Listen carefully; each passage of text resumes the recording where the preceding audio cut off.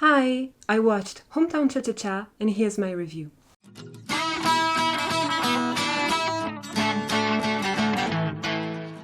Hometown Cha-Cha-Cha is a Korean drama consisting of 16 episodes of an hour and 20 minutes each.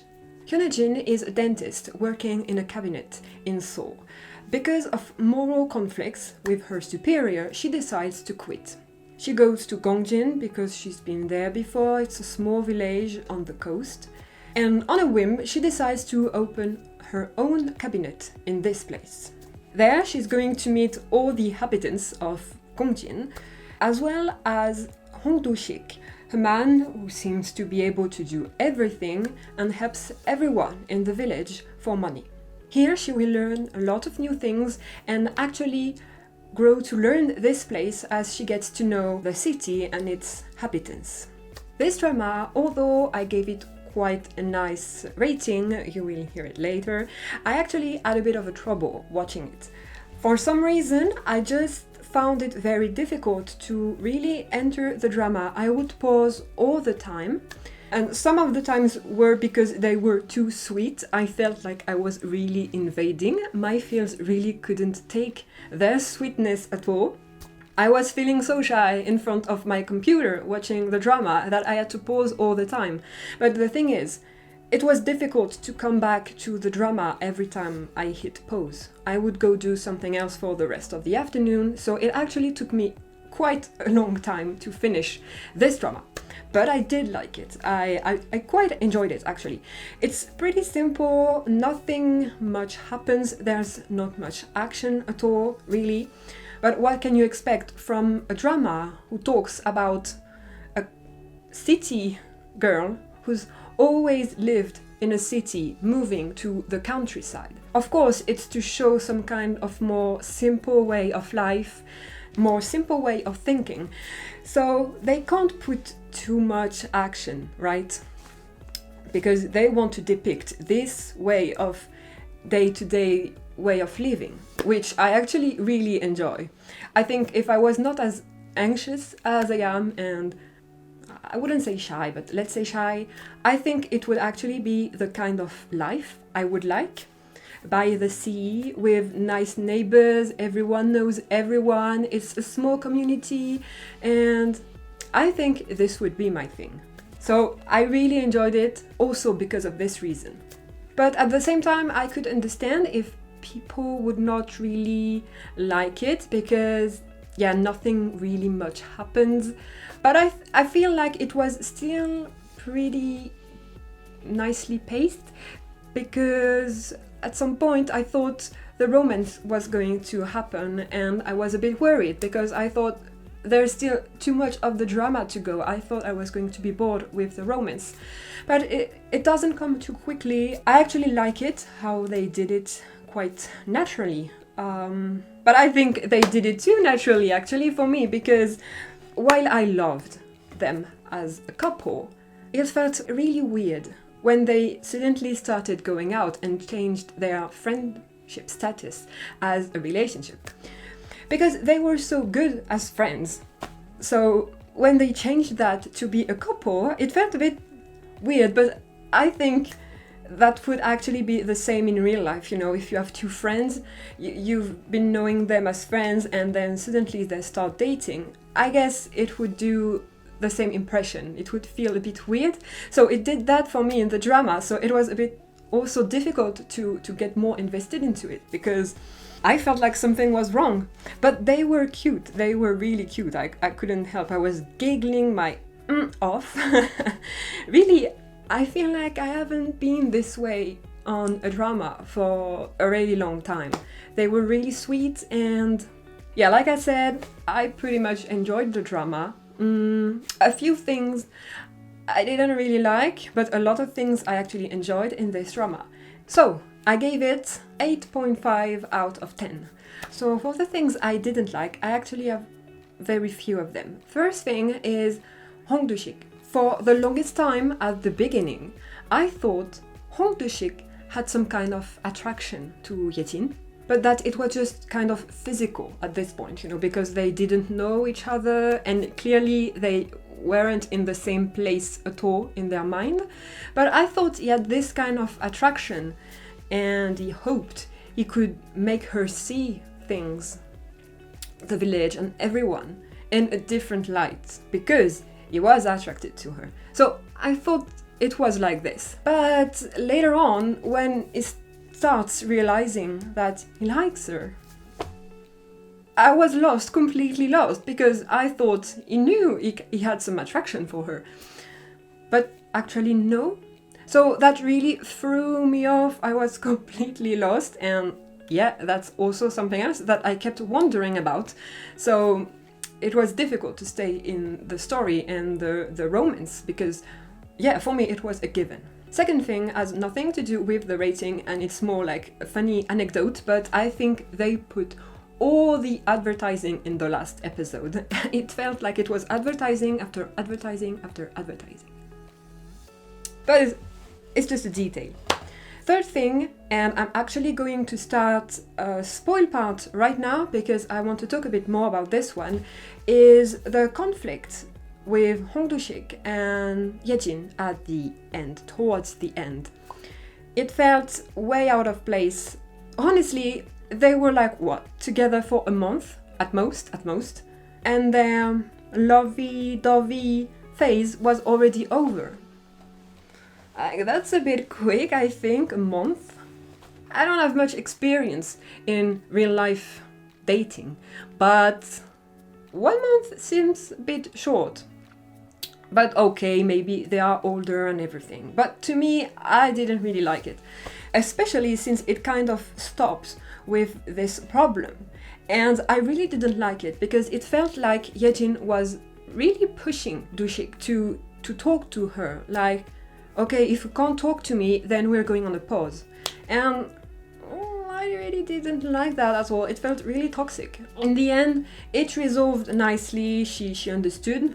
She finally understood at some point that she was wrong to do that. So it kind of resolved itself nicely, but the conflict felt way too quick. Like there was kind of no foreshadowing of this conflict. You knew something like this was going to happen, but you kind of need to make it escalate until the breaking point. But there was no escalation at all for this. It was just, yeah, we're all lovely-dovey, it's so nice, and boom, for no reason. I feel like to arrive to the point of needing a break in the relationship, you really need to have had some escalation going on. It's not like she asked her 20 times in the drama to talk to her. No, they mentioned it once and maybe twice, but it never felt like it was really a bother to her, not knowing that she was leaving him alone and waiting for him to open up. But suddenly it was a problem. So I had myself a problem with this. Really, I don't think this was done really nicely. And last, and it's not actually a bad thing per se, but I didn't like it when they killed the grandma, Camry. I understand what they did, it's like part of life, and you know, they really wanted to make something like that, show everyday life. And I saw it coming when she had this little speech in her bed with her two friends just before she died. I knew it. I was like, no, they're going to do it. And they did. And man, I cried so much. But really, I can't remember the last time I cried this much on a drama. And it was not even for a romance or anything. I was just feeling so sad because she was gone. I swear, I cried so much at the end I had a headache, and on the next morning when I woke up, my eyes were still swollen and all red. So it's not really a bad thing, but since I cried so much and I didn't like it, it goes in the bad stuff. So the first thing starts with something not so good, but ends up good. I didn't like Hyungkook for the longest time. I really like every character in this drama. They are all so nice and sweet. Maybe I like some more than others. Some I don't like some aspects of the personality, but overall I really like everyone. I think like I really kind of grew attached to them and I wanted to be friends with them. But Jungkook, he was so over the top all the time and I just didn't like him, and I thought it would actually continue this way until the end. But he did realize finally at some point what he had done wrong. I can't blame Hwa-jung for what she did. I don't think it was the solution to do what she did, to divorce without talking, I mean. But at the same time, I can't blame her. But thing is, I didn't like him, and then when he realized, it's like he matured. He started to mature and think more of others and others' feelings too. So I really like that they reconciliated at the end and ended up together, and actually their little kid crying because he wanted to eat with them every day. It was so sweet. Like, I don't really like children. But yeah, I just felt very, very touched. Second, I really like that Gongjin stays in... Gongjin. I really like that Yejin stays in Gongjin at the end. For some reason, at some point, I suddenly started being worried because I thought she and Dushik are going to move back to Seoul when things get resolved. I don't know why I had this thought. I think it's because I watch too many Kdrama. And Kdrama is all about ambition and everything that Dushik says he doesn't have. He just wants his simple life. But at the same time, since it was because of such difficult and dark past, and also since actually they killed Gamri, I thought, yeah, nothing stops him anymore. He can leave and start a new life. So at some point, I really got scared and I thought they were going to move to Seoul together. Oh, thank God they didn't, because I would have found the message of the drama completely stupid. Like, it wouldn't work if they moved back to Seoul, so I'm glad they don't. Third thing I really liked is the second main lead. It was so nice, so sweet, so happy, so crazy. We rarely see such characters in dramas. I feel like it's really rare because it kind of took me by surprise when I saw him being so excited all the time and all friendly with everyone this way. Yeah, I really liked him. And I'm sad, I just wish they could have not made him in love with Yejin in this drama. Because there's something I liked, it was at the beginning when they were building their friendship, Yejin and Dushik. It was that she was a bit self-conscious around him because he is a guy and she's a girl. But it was like, stop it, a man and a woman can be friends. There's no problem, it's just in your head, it's your biological problem in your head. I really agreed with that. So since they end up together in the end, I would have liked if her senior was actually not in love with her and they were just really just good friends, like maybe best friends. So this was a bit of a letdown, but it's okay. In the end, it didn't change his relationship with Dushik at all, and I was really thankful for that because I really hate it in Dramaland when it's two friends who like the same woman and in the end they break their friendship because of this. Even if they kind of reconcile later on, it's always never the same, like something is broken still. So I'm glad they didn't do that. Okay, so now I'm almost done. I only have a few little anecdotes I picked up along the drama that I actually really liked. You might not even remember at all what they are or at what moment they are, but I wanted to mention them because I really liked how relatable it felt, at least for the two first ones. So the first one is when Yoonejin is in conflict with her superior and she doesn't want to do what her superior tells her to do. She wants to do what's right, what's morally right. And they're having this kind of debate, this conflict, this argument together. And at some point, her superior is like, yeah, without me, you would earn no money, you have no job. And she's like, no, without me working, you would have no money. Because that's true, your boss gets money because you work. It's not him doing it. Well, she's a dentist too, but from what we get to know, Yejin is the one getting most of the patients for her superior. So yeah, her superior gets paid because Yejin does the work.